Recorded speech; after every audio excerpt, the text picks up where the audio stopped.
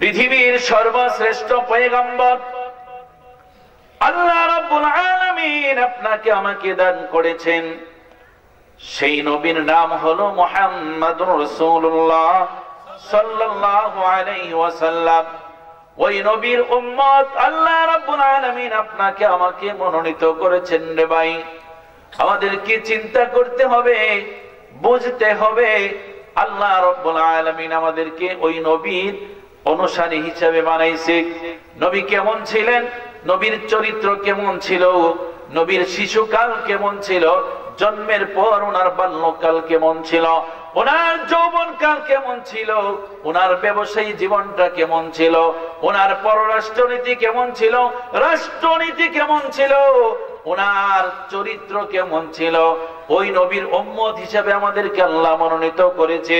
ওই নবীর জীবনী যদি আমার আপনার জানা থাকে, তাহলে আমার আপনার ওই নবীর জীবনের সাথে মিলাইয়া নবীর চরিত্রের সাথে চরিত্রবান হওয়া সম্ভব। কথা বলেন ঠিক কিনা? যে নবীকে আল্লাহ কুরআনুল কারীমের মধ্যে ঘোষণা করেছে, ওয়া ইন্নাকা লাআলা খুলুকিন আযীম।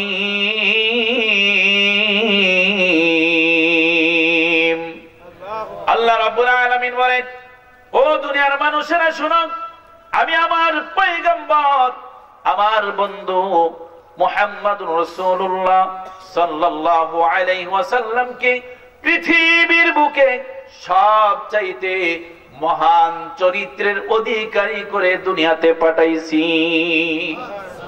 মহান চরিত্রের অধিকারী করে আপনার আমার পয়গম্বরকে আল্লাহ দুনিয়াতে পাঠাইছে।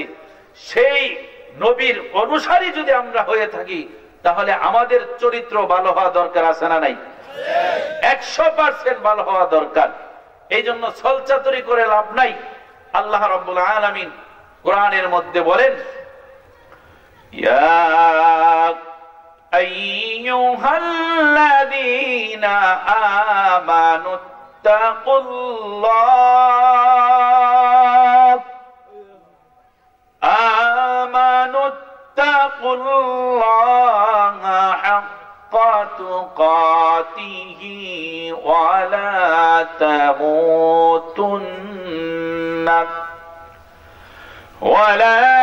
তামুতুন্না ইল্লা ওয়া আনতুম মুসলিমুন।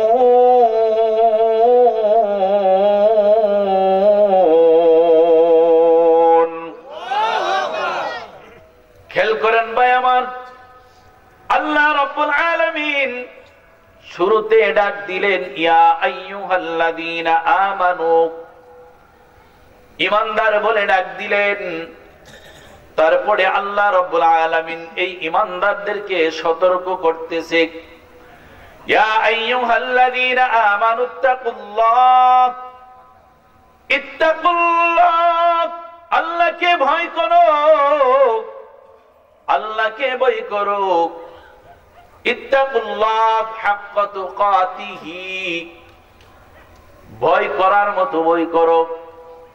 ওয়ালা তামুতুন্না ইল্লা ওয়া আনতুম মুসলিমুন। আল্লাহ বলে ভয় করার মতো ভয় করো, প্রকৃত মুসলমান না হয়ে মৃত্যুবরণ করো না। কয়েকটা কথা এখানে বলছেন। এক নম্বরে ডাক দিলেন আমাদেরকে মহাব্বতের ডাক, আমানু, ঈমানদার বলে। প্রশ্ন করতে পারেন, হুজুর আমাদেরকে আল্লাহ, আমরা তো ঈমানদার, আমাদের তো মুমিনের সার্টিফিকেট আছে, আমরা তো ঈমানওয়ালা, আমাদেরকে কেন আল্লাহ আবার আমাদেরকে সতর্ক করলেন?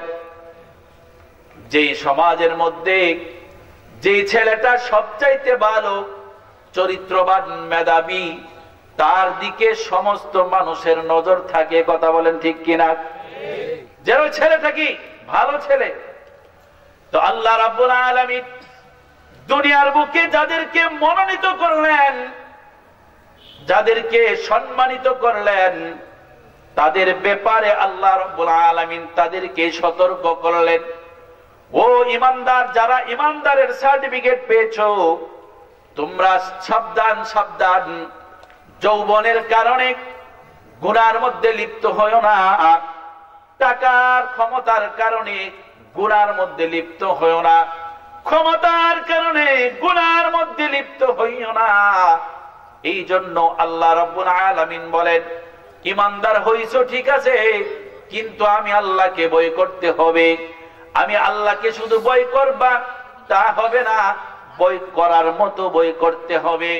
ও বান্দা, ইমানদার হয়ে তুমি মুসলমান হইছো, কিন্তু এই মুসলমানের মুসলমানিত্ব হতে পারে তোমার গুনার কারণে মুসলমানিত্ব চলে যাইতে পারে। বান্দারে, তুমি যদি দুনিয়াতে কুফরিতে লিপ্ত হয়ে যাও, তাহলে তোমার কুফরি করার কারণে ঈমান চলে যাবে। আল্লাহ রাব্বুল আলামিন যে সমস্ত হুকুমগুলি আমাদেরকে কুরআনুল কারীমের মধ্যে আদেশ করেছে, এই সমস্ত হুকুম নিয়ে যদি কেউ কোনোভাবে ঠাট্টা বিদ্রুপ করে, তাহলে হতে পারে তোমার এর জন্য ঈমান চলে যাইতে পারে। বান্দারে, এই জন্য তুমি মৃত্যুবরণ করার পূর্বে খাঁটি মুসলমান হইয়া, প্রকৃত মুসলমান না হইয়া তুমি কবরে আইসো না। আল্লাহ রাব্বুল আলামিন বললেন, একটু কমায়া একটু কমায় দেন, আমাদেরকে সতর্ক করে বললেন। আর সতর্কটা কি? মাঝে মাঝে দেখবেন আমরা আমাদের সন্তানদেরকে সতর্ক করি আদর দিয়া, ডাক দিয়া, ভালোবাসা দিয়া, কথা বলেন ঠিক কিনা? ভালোবাসা দিয়ে আমার সন্তানকে আমি শাসন করি, এই শাসন ঠিক আছে। কিন্তু আমরা অনেক সময় বাবা এবং মা সন্তানকে আদরও বুঝি না, শাসনও বুঝি না, সব সময় একই বাউ আছে না নাই? আদরও বুঝি না, শাসনও বুঝি না। শাসনের সময় রাগ করে, আদরের সময় রাগ করে, আবার দুষ্টামি করতেছে, এমন দুষ্টামি সে ওই সময় আদর করতেছে না। এটার একটা সিস্টেম আছে। আল্লাহ রাব্বুল আলামিন মায়ার সুরে ডাক দিলেন, তারপরে আবার আমাদেরকে বলতেছেন, সাবধান, আমি আল্লাহকে ভয় করো। আর ভয় করার জন্য স্বাভাবিকভাবে আমাদের এই শারীরিক বডির মধ্যে এটাকে ফুটায় উঠাইতে হবে, কথা বলেন ঠিক কিনা? শুধু আমি জবান দিয়ে বললাম আল্লাহকে ভয় করি, এটার নাম ভয় না। উলামায়ে কেরাম আছে আশেপাশে, আমি শুধু জবান দিয়ে বললাম আমি আল্লাহকে ভয় করি, এই ভয় করার কথা আল্লাহ বলে না এখানে। আল্লাহ বলছেন ভয় করার মতো করো। জবান দিয়ে বললাম আমি আল্লাহকে ভয় করি, আর আমার চোখ দিয়া ইচ্ছা মতে আমি গুনার কাজ করলাম। চোখ দিয়ে গুনাহ হয় কি হয় না? জবান দিয়ে বললাম আমি আল্লাহকে ভয় করি, হাত দিয়ে ইচ্ছা মতে গুনাহ করলাম, হাত দিয়ে গুনাহ হয় কি হয় না? জবান দিয়ে বললাম আমি আল্লাহকে ভয় করি, পা দিয়ে ইচ্ছা মতে গুনাহ করলাম, পা দিয়ে গুনাহ হয় কি হয় না? প্রত্যেকটা অঙ্গ প্রত্যঙ্গ দিয়ে আমাদের গুনাহ হয়। এই জন্য কিতাবের মধ্যে আসছে যে 7টা জিনিস লাগবে আপনাকে ভয়। আল্লাহ যে বললেন ইয়া আইয়ুহাল্লাযিনা আমানুত্তাকুল্লাহ, এই যে বললেন এই আয়াত, এর মধ্যে 7টা জিনিসের মাধ্যমে প্রকৃত ভয় ফুটায় উঠাইতে হলে 7টা জিনিস লাগবে। 1 নাম্বার আমার মুখ, 2 নাম্বার আমার পেট উদর, 3 নাম্বার আমার চোখ, 4 নাম্বার হাত, 5 নাম্বার পা, 6 নাম্বার মন, 7 নাম্বার চিন্তা চেতনা। কয়টা বললাম? 7টা। মিলাইবেন। 1 নাম্বার বলছি মুখ, 2 নাম্বার পেট উদর, 3 নাম্বার চোখ, 4 নাম্বার হাত, 5 নাম্বার পা, 6 নাম্বার মন, 7 নাম্বার চিন্তা। এই 7টা জিনিস দিয়ে আপনি এই আয়াতের যদি ভয় বলি যে আমি আল্লাহকে ভয় করি, তাহলে 7টা জিনিস লাগবে। আর এই 7টা জিনিস দ্বারা যে প্রকৃতভাবে আল্লাহকে ভয় করবে, আল্লাহ রাব্বুল আলামিন তার জন্য তাকেই মুত্তাকি বলে ডাক দিয়েছে। সুবহানাল্লাহ। আল্লাহ যদি মুত্তাকি বলে ডাক দেয়, ওই বান্দার চাইতে ভাগ্যবান আর কিছু হইতে পারে? ভাইয়েরা আমার, আল্লাহ রাব্বুল আলামিন বললেন ইয়া আইয়ুহাল্লাযীনা আমানুত্তাকুল্লাহ হাক্কা তুকাতিহি ওয়া লা তামুতুন্না ইল্লা ওয়া আনতুম মুসলিমুন। ভাই আমার, দিলের কান লাগাইয়া শুনবেন, বেশিক্ষণ আলোচনা হবে না, এই কথাগুলির উপরে আমাদেরকে কথাগুলি শুনে আমল করতে হবে, এই নিয়তে বসছেন ইনশাআল্লাহ। যদি আজকে থেকেই এই 7টা জিনিসের দ্বারা যদি আমার গুনাহ হয়, আজকের আলোচনার পর থেকে আমাকে শুধরাইতে হবে ইনশাআল্লাহ। রাজি আছে সবাই? হাত তুলে বলেন ইনশাআল্লাহ। সকলে, আমি একা না, আমি সহ আমরা সবাই ইনশাআল্লাহ এই 7টা জিনিস বলবো, নিবেন, তারপর আলোচনা শেষ হবে ইনশাআল্লাহ। ভাইয়েরা আমার, 1 নাম্বার বললাম, ভয় যদি করি তাহলে আমার মুখ 1 নাম্বার মুখ লাগবে। কিভাবে আমি ভয় করব? আল্লাহ রাব্বুল আলামিন বললেন, বান্দা আমি আল্লাহকে তুমি ভয় করো, কেমন করে? 1 নাম্বার লাগবে আমার এই মুখ। মুখ দ্বারা যদি আমি বলি আল্লাহ আপনাকে ভয় করি, অন্তরের মধ্যে যদি আমার আল্লাহর ভয় থাকে, তাহলে এই জবান দ্বারা মিথ্যা কথা, গীবত, অর্থহীন আলোচনা, কথাবার্তা বলা যাবে না। কথা বলেন ঠিক কিনা?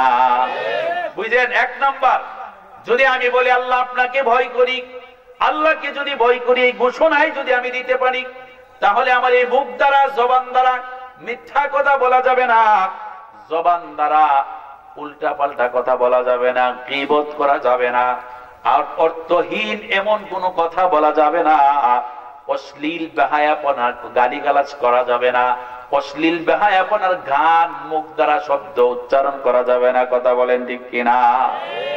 এই মুখ দ্বারা, এই মুখটা কিন্তু অনেক দামি। কথা বলেন ঠিক কিনা? এই মুখটা অনেক দামি। আল্লাহ রাব্বুল আলামিন আমাদেরকে মায়ের পেটের মধ্যে রাখলেন। আমরা মায়ের পেটের মধ্যে, আল্লাহ আমাদেরকে খাবারের আয়োজন করেছে। মায়ের পেটে থেকে আমরা খাইছি কি খাইছি না? খাইছি, কিন্তু এমন এক জায়গা দিয়ে খাইছি, আল্লাহ রাব্বুল আলামিন মায়ের নাভির সাথে, আমাদের নাভির সাথে একটা তার লাগাই দিয়েছে। ওই মায়ের মাসিক ঋতুস্রাব বন্ধ করে আল্লাহ আমাদেরকে খাবারের ব্যবস্থা করেছে। আল্লাহ ইচ্ছা করলে আমাদেরকে মুখ দ্বারা ওই খাবার খাওয়াইতে পারতেন। কথা বলেন ঠিক কিনা? খাওয়ায় নাই, খাওয়ায় নাই, একটু বিবেক দিয়ে বুঝেন, ধ্যান করে কথাগুলি শুনেন যে আল্লাহ রাব্বুল আলামিন এই মুখটা দিয়ে কেন খাওয়াইলেন না। অবশ্যই এখান থেকে বোঝা যায় এই মুখটা অনেক দামি, অনেক পবিত্র একটা জিনিস, ঠিক কিনা? এই জন্য এই মুখ দ্বারা হারাম খাবার ঢুকানো যাবে না। হারাম খাবারের মধ্যে কি? মদ মনে হয় হালাল, আছে নি? সমাজে মদ খাওয়ার না লোক আছে, আছে না? আপনাদের এদিকে না থাকতে পারে, অন্য জায়গায় আছে। এই পবিত্র মুখ দিয়ে মানুষ ইয়াব্বা খায় কি খায় না? জর্দা। এই পবিত্র মুখ দ্বারা আল্লাহ রাব্বুল আলামিন এই মুখটাকে পবিত্র করে দিয়েছে। আর আমরা নিজেরা নিজেদের হাত দিয়ে এই মুখের ভিতরে অহরহ হারাম খাবার ঢোকাচ্ছি, আসেনি? বিড়ি, হারে বিড়ি, বিড়ি তো বিড়ির বেলা তো কয় যে বিড়ি আমার খায় নাই, আমি বিড়ি খাই না, বিড়ি আমার খায়, আছে না? এত টান দেয়, এটা তো আছে, টান দেয় একবারে, টান দেয় একেবারে আখিরি টান, ছান ছাড়ে, রস বাইরিতেছে ইচ্ছা মতো। এই যে খাবারগুলি, এই খাবার এই পবিত্র মুখের মধ্যে আমরা ঢুকাচ্ছি। তারপরে আপনার সুদের মাল আছে, হারাম মাল আছে। আমি যদি অন্তর দ্বারা দাবি করি আল্লাহকে ভয় করি, তাহলে এই সমস্ত খাবার থেকে আমার এই মুখকে পবিত্র রাখতে হবে। কথা বলেন ঠিক কিনা? 100% কথা পৃথিবীর যে কোনো আলেমকে জিজ্ঞাসা করেন একই কথা বলবে। অতএব আমি যদি ভাই আল্লাহকে ভয় করি, এই জবান দ্বারা গীবত করা যাবে না, জবান দ্বারা এই মুখের ভিতরে ইয়াব্বা ট্যাবলেট ঢুকানো যাবে না, এই মুখের ভিতরে গাঞ্জা ঢুকানো যাবে না, এই মুখের ভিতরে মদ ঢুকানো যাবে না, সুদের টাকা ঢুকানো যাবে না। এরকম অনেক জিনিস আছে যে জিনিসগুলি এই মুখের ভিতরে ঢুকানো যাবে না। এটা আল্লাহ রাব্বুল আলামিন বলেছেন, ইয়া আইয়ুহাল্লাযীনা আমানুত্তাকুল্লাহ হাক্কা তুকাতিহি ওয়া লা তামুতুন্না ইল্লা ওয়া আনতুম মুসলিমুন। হাক্কা তুকাতিহি মানে কি? হাক্কা তুকাতিহি সাহাবায়ে কেরামরা যেরকম ভাবে আল্লাহকে ভয় করেছে, আদেশ আসার সাথে সাথে তার মধ্যে গুনাহ থাকলে ছেড়ে দিয়েছে, ওই রকম ভাবে হাক্কা তুকাতিহি বলে আল্লাহকে ভয় করতে হবে।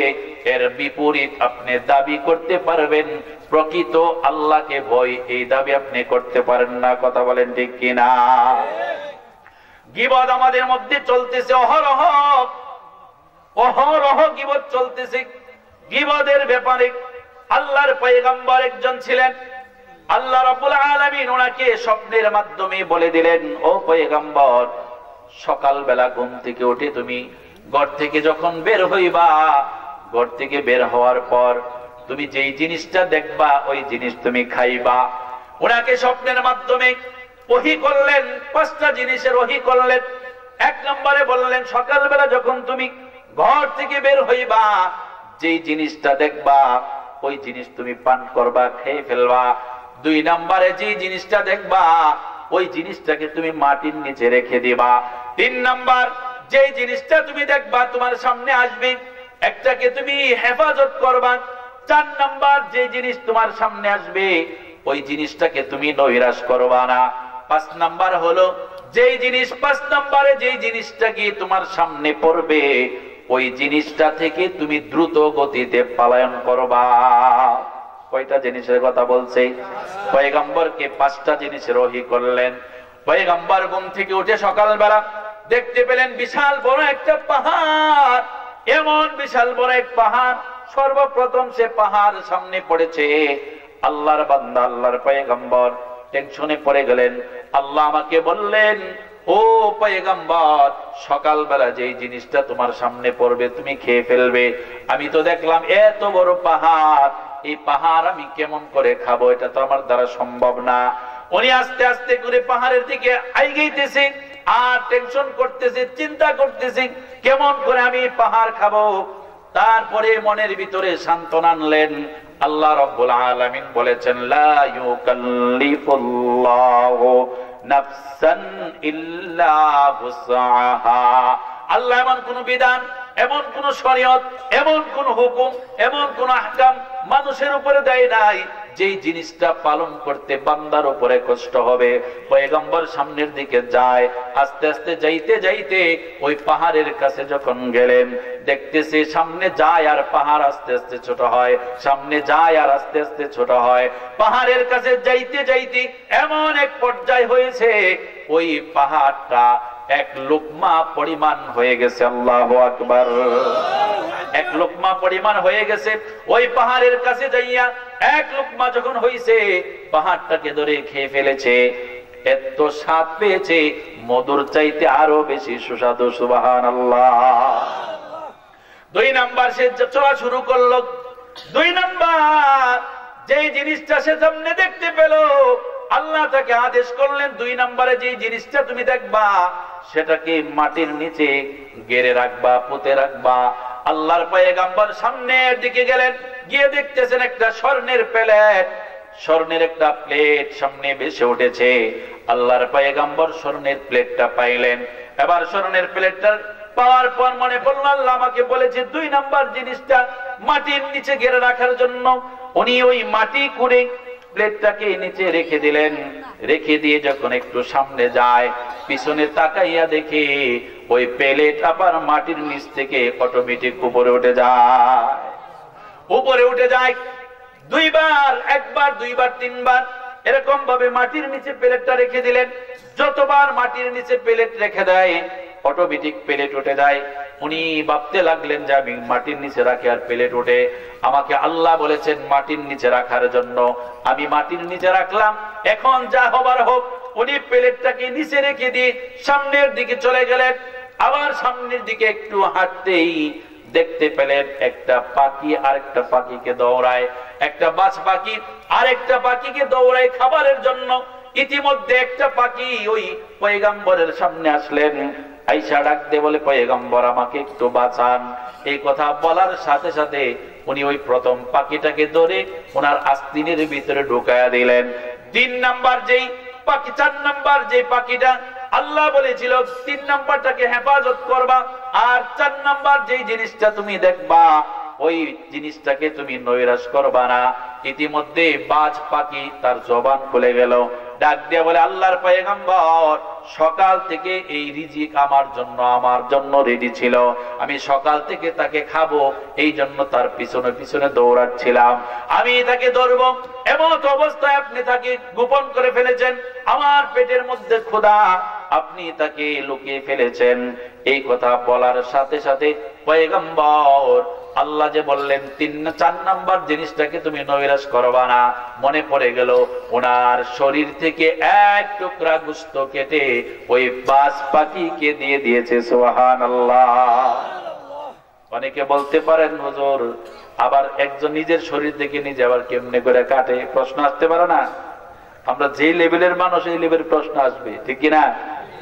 সাহাবায়ে কেরামের একটু চিন্তা করেন, তাদের চিন্তাটা করেন একটু, তারা কেমন ছিল? জানে নির্ঘাত মৃত্যু হবে।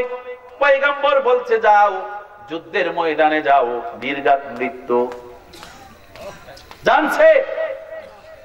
নির্ঘাত মৃত্যু 3 জনের নাম ঘোষণা করে দিয়েছে। আব্দুল্লাহ ইবনে রাওয়াহা, এরকম 3 জনের নাম ঘোষণা করার পর নিশ্চিত হয়ে গেছে, ইহুদিরা পর্যন্ত বলতেছে যে আল্লাহর পয়গম্বর যাদের নাম ঘোষণা করেছে, যুদ্ধের ময়দানে তারা শাহাদাত বরণ করবে, কোনো সন্দেহ নাই। সুবহানাল্লাহ। ওই মানুষগুলি ওই সময়ও জানে, তারপরও চলে গেছে। তাদের ঈমান আর আমাদের ঈমানের মধ্যে ব্যবধান আছে না নাই? তাইলে চিন্তা করেন, পয়গম্বর আল্লাহর আদেশে শরীর থেকে একটু মাংস কেটে দিয়ে দিলেন, বাজ পাখি ওই মাংস পাইয়া দূরে চলে গেল। 5 নাম্বার জিনিসের কাছে সামনের দিকে হাঁটতে লাগলেন। আল্লাহ বললেন, পয়গম্বর 5 নাম্বার যে জিনিসটা পাইবা, তার থেকে অনেক দূরে দৌড়ায় চলে যাইবা, দ্রুত গতিতে পালাইবা। 5 নাম্বারে গিয়ে দেখলেন একটা মৃত লাশ পড়ে রয়েছে। ওই মৃত লাশটা যখন উনি দেখলেন, আল্লাহর আদেশের কথা মনে পড়লো। আল্লাহ বলছেন, এই 5 নাম্বার জিনিস দেখলে পালাইবা। পয়গম্বর দ্রুত গতিতে 5 নাম্বার জিনিসটা দেখে পলাইলেন। সারাদিন এই পায়চারি করে সব কিছু দেখে সন্ধ্যার সময় বাড়িতে গেলেন। গোসল আসল করে যখন আবার বিছানায় গেলেন, আল্লাহর কাছে ডাক দিয়ে বললেন, আল্লাহ সারাদিন আমাকে দিয়ে এই কাজগুলি করাইলেন, কিন্তু একটা কাজের কোনো মাহাত্ম্য, হাকিকত, মারিফত আমি কিছুই বুঝলাম না। আসলে কি বোঝা গেছে কিছু? আপনারা বুঝছেন? এই বুঝেন। আমি ওই গীবতের সংজ্ঞাটা বলতে গিয়ে এটা আনছি, বুঝেন। আমার উদ্দেশ্য হলো গীবত, এই যে জবান দিয়ে আমরা গীবত করি না, গীবতের মতো মজা মনে করি। গীবত যেরকম স্বাদ, এরকম এখন তো বলা মানে গীবত চিনে না, মুরব্বীরা চিনে না। ও গীবত স্বাদ না, আগেকার মুরব্বীরা কি ঘি উড়ে খাইছি গো, খালি ঘি দিয়ে মেরা দিছে 3 প্লেট। এই জন্য তো শক্তি হলে দেন না, বুড়া মানুষ তাও হয় শক্তি বই রয়েছে। আর আমাকে বয়সে যারা হ্যাঁ গেলে ফেরতেলে শুয়ে পড়ছে, বয়সা রয়েছে মুরব্বীরা। তো গীবত, এটা গীবত বুজুর্গরা বলছে এটা গীবত। গীবতের মতো মজা মানে শুরু করলে খালি চলতে সারা পৃথিবী জমাইয়া সকলের গীবত শুরু করে দিল। কিন্তু নিজে যেই সমস্ত কথার গীবত শুরু করে দিল, এর সবগুলি এই ব্যক্তির ভিতরে আছে। কথা বলেন ঠিক কিনা? আমার ভাইরা, আল্লাহর পয়গম্বর আল্লাহর কাছে বললেন, আল্লাহ সারাটা দিন আমাকে দিয়ে কাজগুলি করাইলেন, একটা কাজের কোনো হাকিকত, মাহিয়ত আমি একটা কিচ্ছু বললাম না, আমাকে একটু বইলা দেন। এবার আল্লাহর পয়গম্বরকে স্বপ্ন যুগে আবার বলে দিলেন, ও পয়গম্বর, প্রথম তুমি যেই জিনিসটা দেখেছো, সেটা হলো মানুষের রাগ। রাগ যখন মানুষের উঠে যায়, গুসা যখন উঠে যায়, বুঝে থাকলে বলুন, যখন মানুষের রাগ ওঠে পাহাড়ের চাইতে আরো বড় মনে হয় কি হয় না? যখন রাগ ওঠে তোকে মেরে ফেলবো, কেটে ফেলবো, কোথায় বলবে না, সেটা বাপ হোক ভাই হোক, মেরে ফেলতে চায়। এই রাগটা যখন মানুষের উঠে পাহাড়ের মতো বিশাল মনে হয়, আর এই রাগটা যখন আস্তে আস্তে মানুষের থামিয়ে দেয়, থামানোর পরে ভাই ভাইকে যখন মিলাইয়া দেয়, বাপ এবং ছেলেকে যখন মিলাইয়া দেয়, প্রতিবেশীর সাথে যখন মিলাইয়া দেয়, তখন আলিঙ্গন করে চোখের পানি ছেড়ে দিয়ে এমন মহব্বত সৃষ্টি হয়, উভয়ের চোখ থেকে অটোমেটিক পানি ঝরতে থাকে। কথা বলেন ঠিক কিনা? প্রথম রাগ ওঠার পরে যেই মেজাজ গরম ছিল তাকে মেরে ফেলবে, কেটে ফেলবে, ওই লোকটাই আবার তার সাথে এমন বন্ধুত্ব হয়, ওই বন্ধুত্ব মধুর চাইতে আরো মিষ্টি হয়। কথা বলেন ঠিক কিনা? রাগ আসেনি আমাদের? নাই নাই নাই, আছে। কি কয়?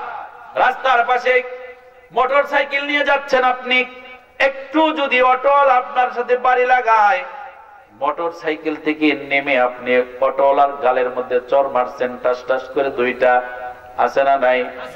যুবক ভাই একটু চিন্তা করো, 2 দিনের দুনিয়ায় তুমি মোটর সাইকেলে বসছো, তোমার শরীরটা গরম, আর ওই ব্যক্তি মোটর সাইকেল চালাচ্ছে, অটো রিক্সা চালাচ্ছে, তার ফ্যামিলি আছে, তার বাচ্চা, ছেলে মেয়ে, স্ত্রী পুত্র নিয়ে সে চলবে, সারাটা দিন ইনকাম করবে, তার উপরে তার ফ্যামিলির রিজিকের ফাইসালা হবে। তুমি যে তার গালের মধ্যে চর মারলা, গাড়িটার মধ্যে বাড়ি মারলা, রে ভাই একটু চিন্তা করো, ওই লোকটা হলো দুর্বল, তোমার সাথে পারে না। তুমি যে তার উপরে অত্যাচার করলা, এই অত্যাচারের কারণে তুমি আল্লাহর কাছে বহু বড় জালেম হয়ে গেলা। এ ভাই, যুবক ভাই যারা আছে একটু চিন্তা করেন। এই জন্য রাগ উঠলে রাগ খাটানো যাইবে না। আল্লাহর পয়গম্বর বলে, রাগ যখন উঠবে, রাগ মানুষের আছে, এটা আল্লাহ প্রদত্ত, উঠবেই। রাগ যখন উঠে যাবে, আর যে রাগকে সবচাইতে যে নিয়ন্ত্রণ করতে পারবে সে হলো মহাপুরুষ, আর রাগ যে নিয়ন্ত্রণ করতে পারবে না সেটা হলো কাপুরুষ। এই জন্য যখন রাগ উঠে যাবে, আল্লাহর পয়গম্বর বলে কিছু আমল আছে করো। আল্লাহর পয়গম্বর বলে যখন রাগ উঠবে তোমার, তুমি বলবে আউযু বিল্লাহি মিনাশ শাইতানির রাজিম। 1 নাম্বার ট্যাবলেট হলো এটা। রাগ ওঠার সাথে সাথে আপনি পড়বেন, রাগ শয়তানে ওঠায়। শয়তান হলো গরম, মানুষকে রাগ উঠানোর পরে শরীর গরম হয়ে যায়, চোখ লাল হয়ে যায়, মুখ লাল হয়ে যায়, ঠিক কিনা? এই জন্য শয়তান রাগ উঠায়। শয়তান হলো আগুনের তৈরি, এই শয়তানে মানুষকে রাগ উঠায় দেয়। আল্লাহর পয়গম্বর বলে যখন তুমি এই দোয়া পড়বা, আল্লাহর কাছ থেকে শয়তান থেকে আশ্রয় চাইলা, তারপরে যদি তোমার রাগ না কমে তাহলে কি করবা? দাঁড়ানো থাকলে তুমি বসে যাইবা, বসার পরেও যদি তোমার রাগ না কমে তাহলে তুমি শুয়ে পড়বা, তারপরেও যদি তোমার রাগ না কমে তাহলে ঠান্ডা পানি দ্বারা ওযু করবা। ওযু হলো ঠান্ডা পানি, ঠান্ডা পানি দিয়ে ওযু করার কারণে তোমার শরীর ঠান্ডা হয়ে যাবে, অটোমেটিক আস্তে আস্তে তোমার রাগ থেমে যাবে। কয়টা আমল করবেন? 1 নাম্বার হলো বলবেন আউযু বিল্লাহি মিনাশ শাইতানির রাজিম। এই দোয়াটা পারেন না? কে কে পারেন না দেখি? সবাই পারেন না? আজকে থেকে আমল করবেন তো ইনশাআল্লাহ? ভাই আমার চিন্তা করেন, আপনার ছেলের সাথে রাগ উঠে, মেয়ের সাথে রাগ উঠে, স্ত্রীর সাথে রাগ উঠে, রাগ ওঠার সাথে সাথে আপনি রাগ প্রয়োগ করবেন না। প্রয়োগ করলে আপনার সমস্যা হয়ে যাইতে পারে। এই জন্য আপনি নিজেকে নিয়ন্ত্রণ করে মনে মনে বলবেন অথবা আওয়াজ করে বলতে থাকবেন আউযু বিল্লাহি মিনাশ শাইতানির রাজিম। আওয়াজ করে বললে কি হবে? যখন আপনি আওয়াজ করে বলবেন, আপনার সন্তান, আপনার স্ত্রী মনে করবে আপনার রাগ উঠছে, তারা অটোমেটিক আপনার কাছ থেকে দূরে চলে যাবে। আর যার সাথে যার যখন রাগ ওঠে, ওই লোকটা যখন দূরে চলে যায়, অটোমেটিক ওই লোকেরও রাগ আস্তে আস্তে কমে যায়, ঠিক কিনা ভাইয়েরা আমার? এই জন্য 1 নম্বর এই দোয়াটা পড়বেন। দাঁড়ানো থাকলে বসে পড়বেন, বৈশাও যদি কাজ না হয় মাটিতে গড়াগড়ি করবেন। গড়াগড়ি করলে মানুষ পাগল বলবে। গড়াগড়ি যদি নাও করতে পারেন, সাথে সাথে ঠান্ডা পানি দ্বারা ওযু করা শুরু করে দিবে। ওযু করলে লাভ না লস? ওযু করলে লাভ আছে। এই জন্য ওযু করবেন সাথে সাথে। আল্লাহ রাব্বুল আলামিন ওই পয়গম্বরকে বললেন, পয়গম্বর 1 নম্বরে যে জিনিসটা আপনি দেখছেন এটা হলো মানুষের রাগ। রাগ যখন মানুষের কমে যাবে, তার এত সুন্দর মহব্বত হয়, ভালোবাসা হয়, ওই রাগটা কমার পরে তার ভালোবাসাটা যে হয় এটা মধুর চাইতে আরো মিষ্টি হয়। পয়গম্বর বললেন, আল্লাহ 2 নাম্বার জিনিস, 2 নাম্বার যে দেখাইলেন, প্লেট যে আমি মাটির নিচে রাখতে আপনি রাখতে বললেন, আমি রেখে দিলাম, কিন্তু আমি এই প্লেট রেখে দিয়ে যাই, অটোমেটিক বেসে যায়। পয়গম্বরকে আল্লাহ ডাক দিয়ে বলে, পয়গম্বর তুমি 2 নাম্বার যেই জিনিসটা দেখেছো বাস্তবতার সাথে মিলান, বাস্তবতার সাথে মিলান, ঘটনা বলে উদ্দেশ্য না, বাস্তবতার সাথে মিল আছে কিনা চিন্তা করেন। আল্লাহ রাব্বুল আলামিন বললেন, 2 নাম্বার যে জিনিসটা তুমি দেখেছো এটা হলো মানুষের নেক আমল। নেক আমল, মানুষের নেক আমল যখন মানুষ করে তখন তার পাবলিসিটি করতে হয় না, বলতে হয় না আমি আজকে 20 রাকাত তাহাজ্জুদ পড়েছি, আমি 5 ওয়াক্ত নামাজ পড়ি, সামনের কাতারে গিয়ে নামাজ পড়েছি, আমি হজ করেছি, স্বপ্ন যোগে পয়গম্বরকে দেখেছি, এই কথাগুলি বলতে হবে না। আল্লাহ রাব্বুল আলামিন বলেন, যখন একটা লোক এরকম ভাবে স্বপ্ন যুগে এই লোকটা যখন আমলের মধ্যে লেগে যায়, আল্লাহ রাব্বুল আলামিন ওই আমলের কারণে তার সম্মান জমিনের মধ্যে সমস্ত মানুষের ভিতরে তার মহব্বত ঢুকিয়ে দেয়। আসলে বাস্তবতা কিনা কথা বলেন না কেন? একটা লোক নামাজ পড়ে, তার ইলম কালাম কিচ্ছু নাই, কিন্তু 5 ওয়াক্ত নামাজ পড়ে, ছোট্ট বাচ্চা হোক, 40 বছরের মানুষ হোক, 80 বছরের বুইরা হোক, বৃদ্ধ হোক, একজন আলেম হোক, সে যখন নামাজ পড়ে ভালো কাজ করে সমাজের মানুষগুলি তাকে আলাদাভাবে একটা নজরে দেখে। কথা বলেন ঠিক কিনা? এই লোকটার সম্মান বাড়ছে কেন জানেননি? ওই লোকটার সম্মান এই জন্য বাড়ছে কারণ তার ভিতরগত কিছু নেক আমল আছে, আর এই নেক আমলের কারণে মানুষ তাকে সম্মান করে। এই সম্মান করার কারণে আল্লাহ রাব্বুল আলামিন এই মানুষের ব্যাপারে ওই ফেরেশতা জিবরাইলকে ডাক দিয়ে বলে, ও জিবরাইল, এই যে জমিনের মধ্যে এই বান্দাটাকে আমি আল্লাহ মহব্বত করি, তুমিও তাকে মহব্বত করো। জমিনের আসমানের ফেরেশতাদেরকে ঘোষণা করে দাও তারা যেন আমার এই বান্দাকে মহব্বত করে, আমার এই বান্দিকে মহব্বত করে। জিবরাইল আল্লাহর পক্ষ থেকে কথা শুনে আসমানের মধ্যে এলান করে দেয়, ও আসমানের ফেরেশতারা, ওই যে জমিনের ওই বান্দাটাকে দেখতেছো, ওই বান্দাটাকে আমার আল্লাহ মহব্বত করে, ভালোবাসে। আল্লাহর মহব্বতের সাথে আমি জিবরাইলও তাকে ভালোবাসি, আর তোমরাও তাকে ভালোবাসো। জিবরাইলের কথা শুনে আসমানের মধ্যে যত ফেরেশতা আছে সকলে ওই জমিনের মানুষটাকে মহব্বত করতে থাকে। ভাইরা আমার, এই মহব্বত শুধু দুনিয়াতে আসমানের ফেরেশতারা করে তা নয়, জমিনের মধ্যে যত খারাপ লোক থাক, মদখোর থাক, জেনাখোর থাক, সুদখোর থাক, কিন্তু একজন প্রকৃত আল্লাহওয়ালা যিনি আমলের মধ্যে থাকে, তাকে ওই মানুষগুলি যত খারাপ শ্রেণীর মানুষই থাক, ওই লোকটাকে দেখে মহব্বত অটোমেটিক তার ভিতরে ঢোকে। এটা ওই লোকের জন্য না, আমার আল্লাহ ওই ব্যক্তির ভিতরে মহব্বত ঢুকিয়ে দিয়েছে। মাঝে মাঝে দেখবেন এমন যুবকের আছে অশৃঙ্খল, কিন্তু যখন একজন আলেম রাস্তা দিয়ে যায়, সিগারেট ঢুকাইছে আঙ্গুলের চিবার মধ্যে, একজন আলেমকে দেখে অটোমেটিক ওই আঙ্গুলের চিবার মধ্যে সিগারেটের লুকায় ফেলে, আসে না নাই? এই মহব্বত ওই আলেমকে দেখে নয়, কারণ ওই আলেমের ভিতরে, আলেম আল্লাহর ইবাদত করার কারণে আল্লাহ রাব্বুল আলামিন ওই আলেমের মহব্বত ওই যুবকের ভিতরে ঢুকাইয়া দিয়েছে। এরকম ভাবে আল্লাহর পয়গম্বরকে বললেন, 2 নাম্বার হলো প্লেট যেটা তুমি দেখেছো এটা মানুষের ইবাদত, আমল। এই আমল করলে আল্লাহ রাব্বুল আলামিন বলে প্লেটের মতো যতই তুমি চাপা দিয়া রাখবা, সমাজের মধ্যে তোমার আমলের খবর অটোমেটিক মানুষে জেনে যাবে। ভাইরা আমার, 3 নাম্বার যে জিনিসটা উনি দেখলেন, 3 নম্বরে যে জিনিসটা দেখলেন, একটা লোক একটা পাখি আসতেছে, আরেকটা পাখিকে দৌড়ে নিয়ে আসতেছে। পাখিটা এসা ওনার কাছে আশ্রয় চাইল, ওনাকে আশ্রয় দিল পাখি। আল্লাহ রাব্বুল আলামিন বলে, 3 নম্বর যে পাখিটা তোমার কাছে এসেছে, ওই পাখিটা হলো আমানত। আমানত মানুষের কাছে যখন তোমার কাছে আমানত রাখবে, তুমি ওই আমানতকে হেফাজত করবে, তোমার উপরে কর্তব্য হয়ে যায়, দায়িত্ব হয়ে যায়, এই আমানতের খেয়ানত তুমি করতে পারবে না।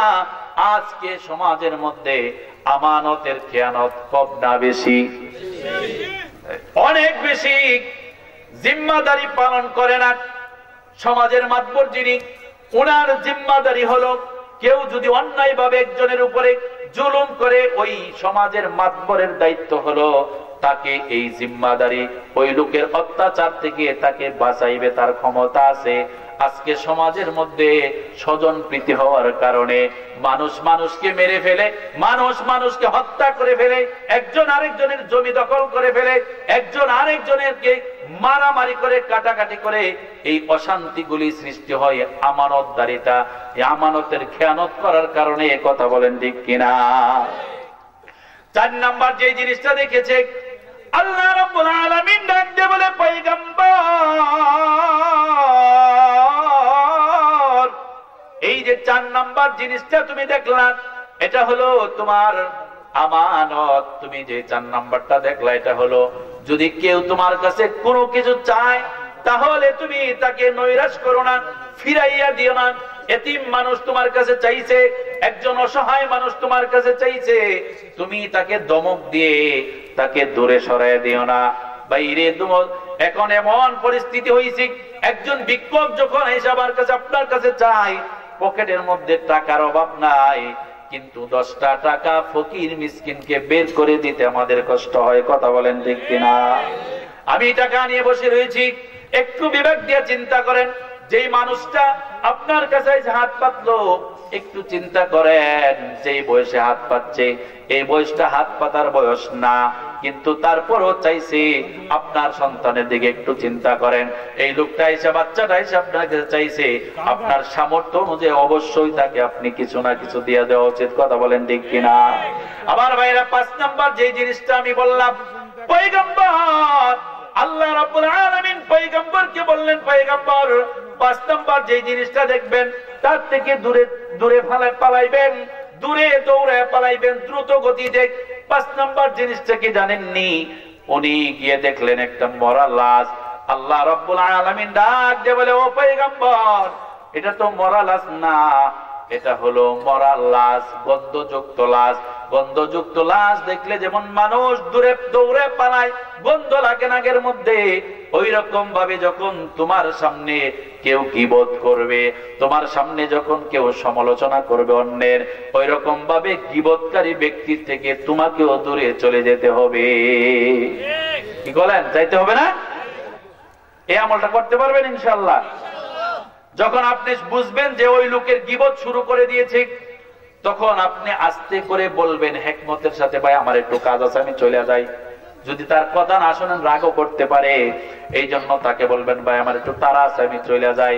এই যে আপনি একটু হিকমত খাটাইলেন আর এই গীবত থেকে দূরে চলে আসলেন, আপনি এই গীবতকারীর গুনাহ থেকে আপনি বাইসা গেলেন। গীবতকারী যে গীবত করতেছে, সে যে অপরাধী, যে শুনলো সহযোগিতা করলো, সেও ওই রকম অপরাধী। 1 নাম্বার গেল মুখ। মুখ হলো অত্যন্ত গুরুত্বপূর্ণ একটা বিষয়, গুরুত্বপূর্ণ একটা জিনিস। এ আমার ভাই, মুখ দ্বারা মিথ্যা কথা বলা যাবে না। আমি যদি অন্তরে দাবি করি আল্লাহকে ভয় করি, তাহলে মুখ দ্বারা মিথ্যা কথা বলা যাবে না, গীবত করা যাবে না। অর্থহীন কোন আলোচনার মধ্যে আমাকে ডুবে থাকা যাবে না। কথা বলেন ঠিক কিনা? 1 নাম্বারটা বুঝছেন নি? 1 নাম্বার কথাটা বুঝছেন? 2 নাম্বার ধরেন, 2 নাম্বার আমার পেট উদর। যদি আমি যদি নিজে দাবি করি আল্লাহকে ভয় করি, তাহলে আমাকে বুঝতে হবে আমার এই পেটের ভিতরে হারাম খাবার ঢোকানো যাবে না। হারাম খাবার যদি ঢুকায়, তাহলে আমল করলে আমার কোনো কাজে আসবে না। হাদিস শরীফ এসেছে, হারাম ভক্ষণকারী শরীর, যেই শরীরটা হারাম দিয়ে রক্ত মাংস হয়েছে, ওই শরীর বেহেশতে প্রবেশ করবে না, জান্নাতে যাইবে না। চিন্তা কইরা দেখেন অবস্থা কি। খাইতে পারেন, আপনার কোনো নিষেধ নাই, আপনার মুখ, আপনার হাত, আপনি খাবেন, আপনাকে কেউ ফেরাবে না। কিন্তু আল্লাহ রাব্বুল আলামিন একটা স্কিল দিয়ে দিয়েছে। স্কিলটা কি? আল্লাহ বলেন, ইয়া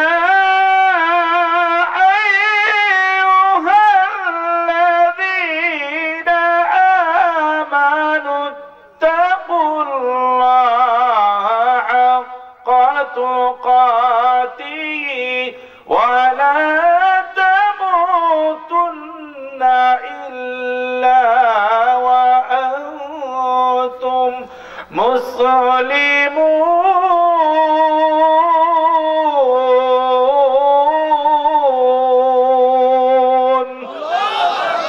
মোবাইল আল্লাহ দিয়েছে, স্কেল আল্লাহ দিয়েছে, আপনাকে আল্লাহ হাত দিয়ে ধরে থামাবে না।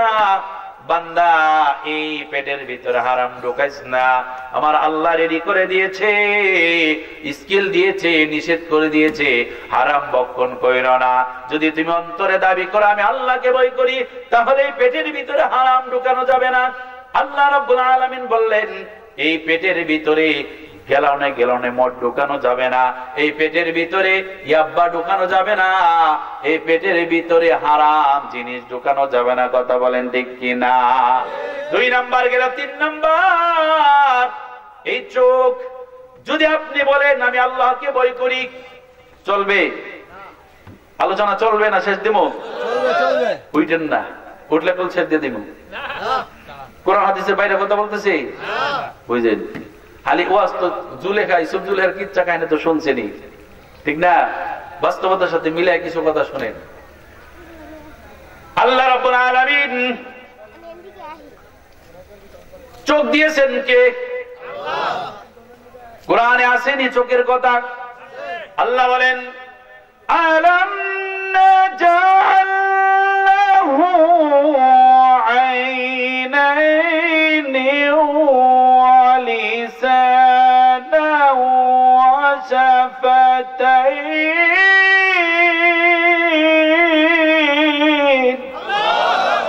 আল্লাহ কি সুন্দর করে বলল, বান্দা চোখ তো আমি তোমাকে দিয়েছি, চোখের লেন্স কত পাওয়ার বাড়িয়ে দিয়েছে। যত দূরে তাকান, যত দূরে তাকান, মহব্বতের ভালোবাসার মানুষটা দেখলে এই চোখ দিয়ে আপনি নির্ণয় করতে পারেন এটা আমার ভালোবাসার লোক, ঠিক কিনা? যুবকেরা বেশি সমস্যা আছে, ওইটা আমার ভালোবাসার লোক। আমার পাখি যায় ওদিক দিয়া, আছে না নাই? আছে, মানে এটা সবচেয়ে বড় ভাইরাস। আজকে সমাজে এমন ভাবে ভাইরাস ঢুকছে, করোনার চাইতে ওর বড় ভাইরাস। যে ভাইরাস পরকীয়ার জ্বালায় দেশের ভিতরে এমন অবস্থা হয়েছে, হুইল পাউডার দিয়া ধুইলেও এই ভাইরাস দূর হবে না। এই ভাইরাস দূর হতে হলে কি করতে হবে জানেননি? আমার আল্লাহ বলছে আল্লাহকে ভয় করতে হবে। ও বান্দা, তুমি যখন রাত্রির বেলা অন্যের স্ত্রীর সাথে মোবাইলের মাধ্যমে খালি খুশা মারো, মেসেঞ্জার দিয়া, ফেসবুক দিয়া, টুইটার দিয়া, ইউটিউব দিয়া, তুমি ওই যে খুশাইতে থাকতেছো, আর এই যে গোপনের মাধ্যমে তুমি দুইজনের ভিতরে মহব্বত ভালোবাসা সৃষ্টি হয়ে গেল, তুমি তো গজবের মধ্যে পড়ে গেলা। এই কাজটা আল্লাহ রাব্বুল আলামিন পছন্দ করে না। যুবকরে, তোমার জওয়ানির হেফাজত করো। এ যুবক, তোমার এই সময়টুকুর হেফাজত করো। আল্লাহ তোমাকে কত দামি বানাইছে, আল্লাহ তোমাকে কত ইজ্জতওয়ালা বানাইছে, তোমাকে যে আল্লাহ এত সম্মান দিয়েছে। যৌবন যদি তোমার না থাকতো, যৌবন কি কিনতে পাওয়া যায় নাকি? এখন পাওয়া যায়? কি কয়, কি হারবাল জানে কয় রে? হ্যাঁ, মডার্ন হারবাল আসিতেছে, একদম বড় লোক বানায় দেয় এক রাত্রের মধ্যে, মুহূর্তের ভিতরে। আছে না?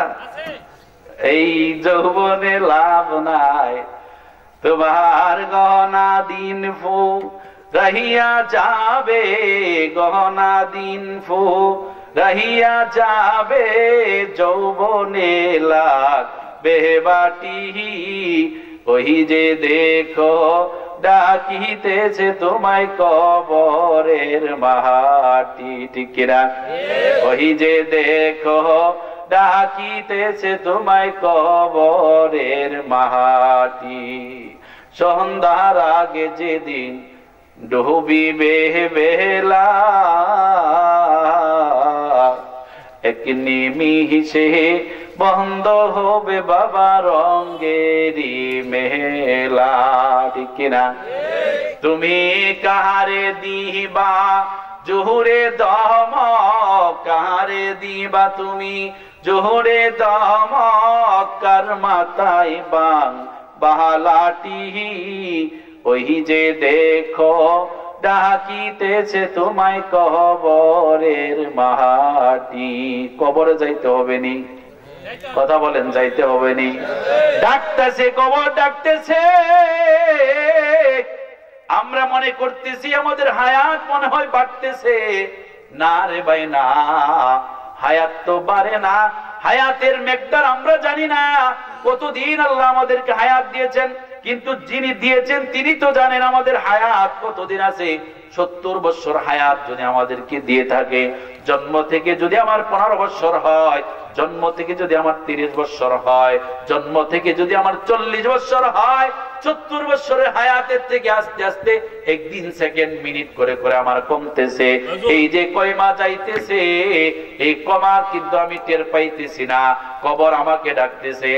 এক পাতিলের খাবার বাবা খায়, এই পাতিলের খাবার দাদু খায়, এই পাতিলের খাবার আমার ছেলে খায়, এই পাতিলের খাবার আমার মেয়েটা খায়, আমিও খাই। আমার দিন দিন শরীরের দুর্বলতা আসে, রগগুলি ঢিলে যায়, আমার দাদু দুর্বল হয়ে যায়, বাবা দুর্বল হয়, আবার আমার ছেলে আস্তে আস্তে করে জওয়ানির দিকে যায়, মেয়েটা আমার জওয়ানির দিকে যায়। এটা আল্লাহ রাব্বুল আলামিনের কৌশল, আল্লাহ রাব্বুল আলামিনের হিকমত। আল্লাহ বলে, বান্দা আমি আল্লাহ তোমাকে চক্ষু দিয়েছি, আমি আল্লাহ তোমাকে দুইটা ঠোঁট দিয়েছি, আমি আল্লাহ তোমাকে জবান দিয়েছি, জিহ্বা দিয়েছি। এই জবান দিয়ে, এই চক্ষু দিয়ে তোমার মন চাহে জিন্দেগি করলে কাজ হবে না। চোখ দ্বারা গুনাহ হয়। এ ভাই, চোখ দ্বারা গুনাহ হয় কি হয় না? কম না বেশি? কিভাবে বেশি? কাইক দিবেন তাহলে গুনাহ, কাইক দিলে গুনাহ। আর এই যে ভাইরাস ঢুকছে, ইন্টারনেটের ভাইরাস, মোবাইলের জ্বালা, আপনি ইচ্ছা না থাকলেও এমন এমন জিনিস অটোমেটিক আসতেছে, আপনি না দেখলেও দেখতে বাধ্য হইতে হয়। কথা বলেন ঠিক কিনা? এই যে গুনাহ করতেছি চোখ দ্বারা, আল্লাহ রাব্বুল আলামিন যে আয়াত বললেন, বান্দা বই করো, যদি আমি বলি বই করি, আর চোখ দ্বারা যদি আমি গুনাহ করি, তাহলে আপনাদের কাছে আমার প্রশ্ন, এটা কি বইয়ের দাবি হইল? এই যে বললাম আল্লাহকে বই করি আর চোখ দ্বারা গুনাহ করলাম 24 ঘন্টায়। এমন এমন ইন্ডিয়ান সিরিয়াল আছে, মাঝে মাঝে আমার মা বোনেরা যারা দেখে তাদের কথা বলতেছে, আবার অনেকে এগুলার খবরও রাখে না, দেখে না, বুঝেও না। যারা দেখে তারা একটা পর্ব যদি মিস হয়, তাহলে ওই পরের সময় ওই পর্বটাকে কাজা আদায় করে।